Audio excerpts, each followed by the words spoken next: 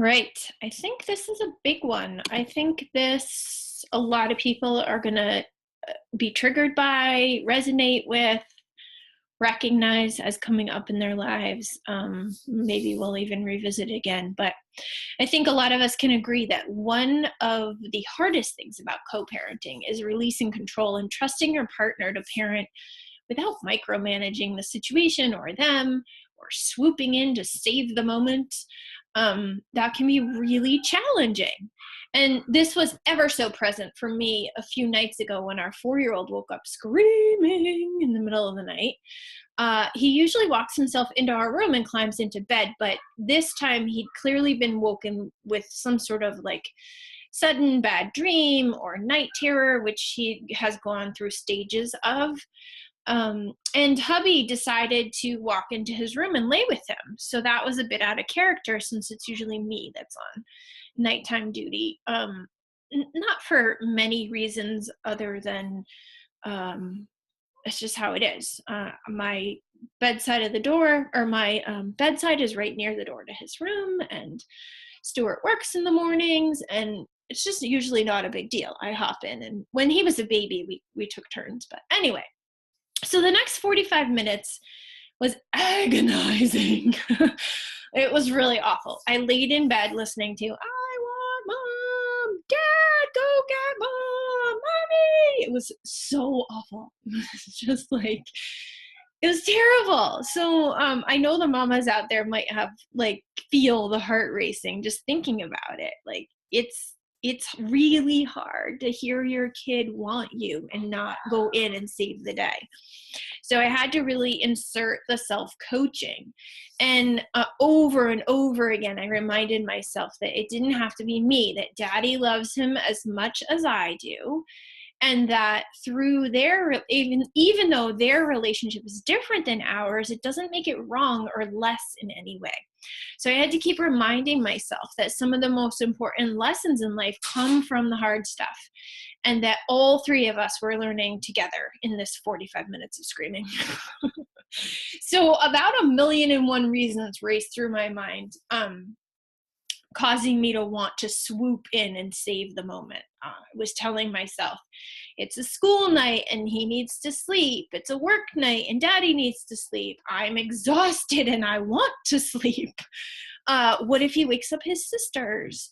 I know exactly what to say and do and be to calm him down. Little boys need their mommies, and on and on and on and on. It was like my brain just really fighting with me, fighting the urge to. I wanted to go in, but I knew it was best not to. So for this 45 minutes felt like hours, you know, that feeling. So here's what would have happened if I had caved to those urges and those thoughts and swooped in. And believe me, there's many times that I have, that certainly many, many times that I have.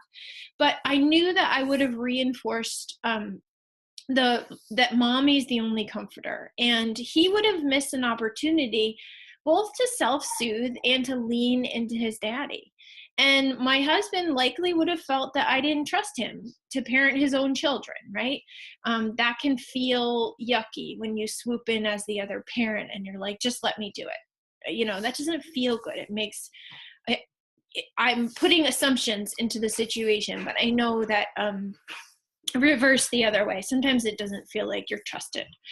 So countless things I can't even imagine could have happened had I swept in. Because this was really an opportunity for us all to develop emotionally. And maybe there's, you know, I'm sure there's lots of opinions out here, but this is how I parent. This is how it works for me. And your family is welcome to, of course, do this however you want to.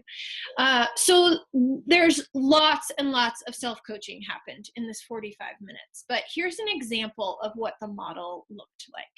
So the situation obviously is that my child was screaming for his mom. He's screaming for me.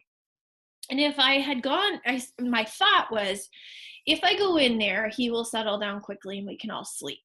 That was like the predominant thought. The feeling this thought triggered was interesting because it felt like confidence, like I know how to do it, but really what it was impatience. So it was like impatience disguised as confidence.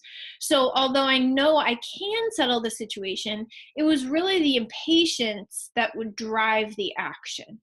Um, and so the action taken from the feeling of confidence slash impatience would have been to go in and just settle him down.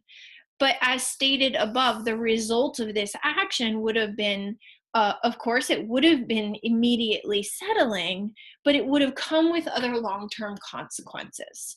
And that is not in alignment with my why. So I reapplied the model, like I applied the model for realignment. So same situation, my child is screaming for me from the other room. And I told myself, he's safe, he's loved. This is a learning opportunity for us all. And the new feeling this thought triggered was curiosity, like, when is this, when will this settle? What will we learn from it? So many things. How is daddy going to settle him down? I just started getting really curious about the situation instead of agitated. And so the action taken from the feeling was to continue the self coaching. It's not like the feelings went away. I was still impatient and frustrated, and I just wanted to sleep.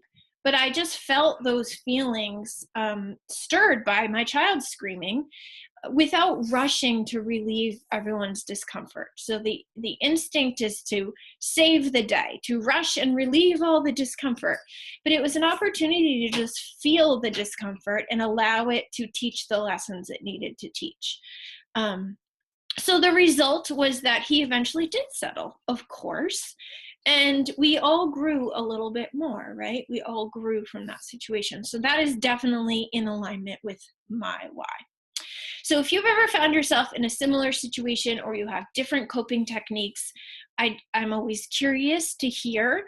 I think the bottom line is that I can share blog posts like this and share my stories and my opinions, but they're not right for everybody. We're all doing this the way that's best for us in our situation. I always say we do the best that we can with the information we have in the moment that we're in. And so you might have some strategies if you share in the comments that would help with other parents who don't want to cope or manage the way that I did.